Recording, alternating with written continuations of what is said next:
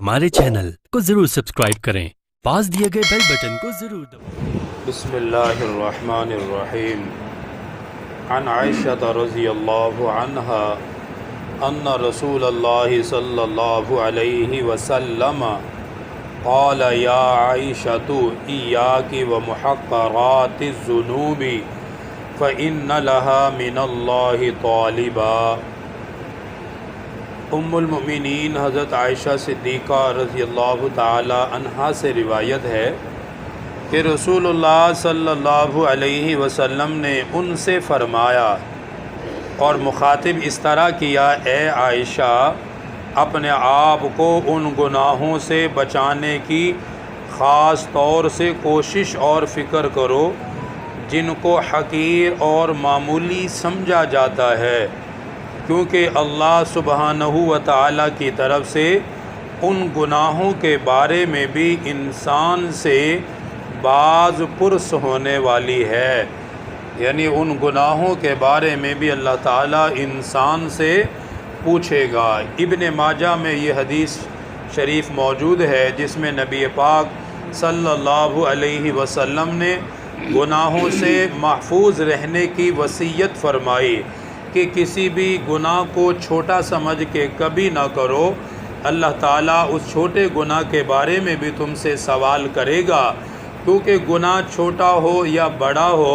بہرحال اللہ تعالیٰ کی نافرمانی تو ہے، اللہ تعالیٰ کے حکم عدولی تو ہے، اور اس لیے علماء نے یہ بات بھی خاص طور سے لکھی ہے کہ کسی گناہ کو چھوٹا اور بڑا نہ سمجھے، بلکہ یہ دیکھے کہ یہ کس پروردگار کی ناراضگی کا سبب بن رہا ہے۔ چھوٹا گناہ ہے لیکن یہ دیکھے کہ اللہ سبحانہ و تعالیٰ کی ناراضگی ہے اس میں اس کو نہیں کرتا، بڑا ہے تب بھی اس سے اپنے آپ کو باز رکھے، کیونکہ گناہ کرنا اس سے ایک تو انسان کے دل پر سیاہ نقطہ بھی لگتا ہے، نیکیوں سے محروم بھی ہو جاتا ہے، اللہ تعالیٰ کی رحمت سے بھی دور ہو جاتا ہے، اور اللہ تعالیٰ کے ناپسندیدہ لوگوں میں وہ شامل ہوتا ہے۔ اس لیے گناہ سے اپنے آپ کو بچانا چاہیے، اگرچہ کوئی صغیرہ گناہ ہو یا کوئی بڑا گناہ ہو، گناہ ہے وہ کسی طرح کا بھی ہو۔ عام طور پر لوگ صغیرہ گناہوں سے اس طرح نہیں بچتے جس طرح کبیرہ گناہوں سے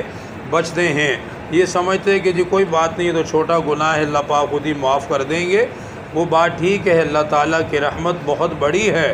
اگر چاہے تو کبیرہ گناہوں کو بھی اللہ پاک معاف کر دیتے ہیں، لیکن یہ بھی یاد رکھنا چاہیے کہ اللہ پاک جب پکڑنا چاہیں تو صغیرہ گناہ پر بھی پکڑ کر انسان کو عذاب کے اندر مبتلا کر سکتے ہیں۔ اس حدیث مبارکہ میں آپ نے یہ نصیحت ام المؤمنین سیدہ عائشہ صدیقہ رضی اللہ تعالی عنہا کو فرمائی ہے، اگرچہ مخاطب ان کو کیا ہے لیکن عمومی طور پر یہ نصیحت آپ صلی اللہ علیہ وسلم کی اپنی ساری امت کے لیے ہے، اور جب کوئی بات بطور نصیحت کے کہی جائے تو اس کو خوب اچھے طریقے سے سنا بھی جاتا ہے اور اس کو خوب اچھے طریقے سے یاد بھی کیا جاتا ہے، تو یہ آپ صلی اللہ علیہ وسلم کی نصیحت ہے۔ اس لیے جو آپ نصیحت فرماتے ہیں یقیناً وہ دنیا اور آخرت کے لحاظ سے انسان کے لیے فائدہ ہی فائدہ اس میں ہوتا ہے، اس لیے اپنے آپ کو گناہوں سے بچانا، محفوظ رکھنا، باقی انسان ہے ہو جاتا ہے، فوراً توبہ کرے، گناہ کے بعد کوئی نیکی کر لے، نیکی گناہ کو مٹا دیتی ہے، نماز پڑھی گناہ معاف ہو جاتے ہیں، اس طرح دیگر اعمال ہیں۔